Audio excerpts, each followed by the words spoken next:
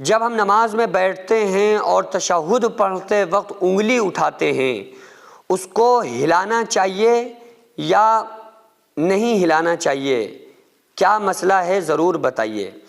دیکھیے، بہت لوگ اس مسئلے میں کنفیوز رہتے ہیں اور غلطی کرتے ہیں کہ جب وہ نماز پڑھتے ہیں اور نماز میں اگر 4 رکعت کی نیت باندھے ہوتے ہیں تو 2 رکعت کے بعد بیٹھا جاتا ہے، پھر اس کے بعد چوتھی رکعت میں بیٹھا جاتا ہے جس میں سلام پھیرنا ہوتا ہے، اور اگر 2 رکعت پڑھ رہے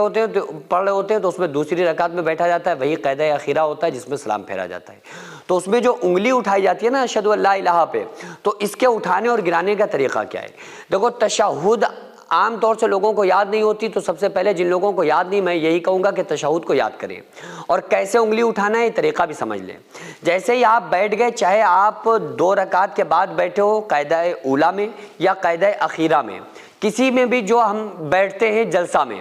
تو اس کے بعد بیٹھنے کے بعد تشہد پڑھنا ہے، التحیات للہ والصلوات والطیبات، السلام علیک ایھا النبی ورحمۃ اللہ وبرکاتہ، السلام علینا وعلی عباد اللہ الصالحین، اشہد ان لا الہ پہ اٹھاتے ہیں الا اللہ واشہد ان محمدا عبدہ ورسولہ۔ لیکن بعض لوگ انگلی اٹھاتے ہیں پھر سیدھا ہاتھ کر لیتے ہیں، بعض لوگ انگلی اٹھاتے ہیں، اٹھانے کے بعد یوں کر لیتے ہیں اور حلقہ بنا رہتا ہے، بعض لوگ انگلی اٹھاتے ہیں اور اس طرح سے ان کی انگلی حرکت کرتی رہتی ہے۔ تو یہ تینوں کنڈیشن میں صحیح طریقہ کون سا ہے؟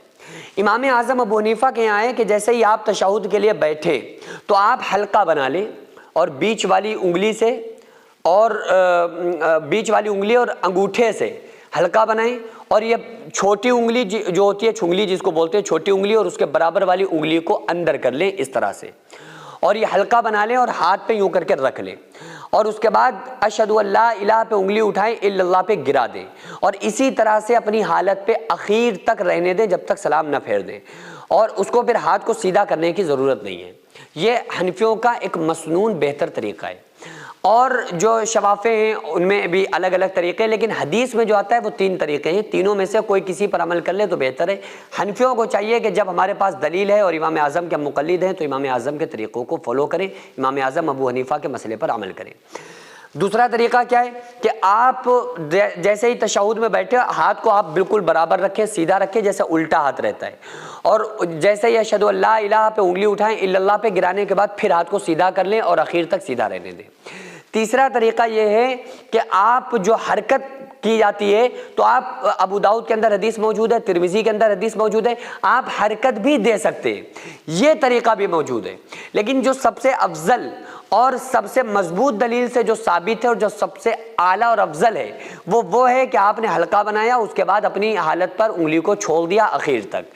تو اس طریقے پر بھی آپ عمل کر سکتے ہیں، اور مسلمانوں کے اندر، عورتوں کے اندر، مردوں کے اندر جو نمازی ہیں، نماز پڑھتے ہیں، ان کو چاہیے کہ یہ مسائل ضرور سیکھیں، کم سے کم ہمیں اپنی نماز تو ٹھیک سے پڑھنا آنا چاہیے اگر ہم مسلمان ہیں تو۔ مدرسے کی چھت جو آپ کو نظر آ رہی ہے یہ لیڈیز مدرسے کی 3ری منزل کی چھت ہے، اس کے اوپر تقریباً ابھی 12 کمرے بننے ہیں جس میں لڑکیوں کے رہنے کا انتظام ہوگا، بچیاں جس میں تعلیم حاصل کر رہی ہیں، عالمہ کا کورس کر رہی ہیں، بیرونی بچیاں بھی یہاں پر رہتی ہیں۔ تو بہرحال اس مدرسے کو میں نے بڑی محنت اور مشقت سے اس کو یہاں تک بنایا ہے۔ اب آپ لوگوں سے خصوصی گزارش ہے کہ ہمارے ساتھ مل کر زیادہ سے زیادہ آپ لوگ تعاون کریں۔ ہزاروں سینکڑوں روپے ہم لوگ ادھر ادھر برباد کر دیتے ہیں، لیکن جو بھی پیسہ اگر ہمارا راہ خدا میں خرچ ہو جاتا ہے، مدرسوں مسجدوں میں خرچ ہو جاتا ہے، تو پوری زندگی اس کا ثواب ملتا ہے۔ ہم مر جاتے ہیں، قیامت تک جب تک اس مدرسے میں تعلیم ہوتی رہے گی، جب تک لوگ قرآن پڑھتے رہیں گے، جب تک نماز پڑھی جاتی رہے گی، جب تک اللہ تعالیٰ اس کا ثواب ہمیں عطا کرتا رہے گا۔ تو اب آپ کے پاس صرف 2 آپشن ہیں، یا تو آپ یہ کہہ دیں کہ یہ کوئی فیک ہے، یہ کوئی پیسہ کمانے کا نیا چکر ہے، تو آپ چھوڑ کر اس ویڈیو کو جا سکتے ہیں۔ اگر کوئی انسان مدرسے اور مسجد کے نام پر چندہ کر کے اپنا پیٹ بھرے گا تو قیامت کے دن وہ خود اپنا ذمہ دار ہوگا، خود اس کو حساب دینا پڑے گا۔ تو آپ لوگوں سے گزارش ہے کہ اس مدرسے کو تقریباً 1 کروڑ روپے کی سخت ضرورت ہے، آپ لوگ زیادہ سے زیادہ تعاون کریں، آپ کے تعاون کی برکت سے ہم بہت کچھ کر سکتے ہیں، بہت بڑا کام ہو سکتا ہے۔ آپ لوگ اگنور نہ کریں بلکہ زیادہ سے زیادہ تعاون کریں۔ السلام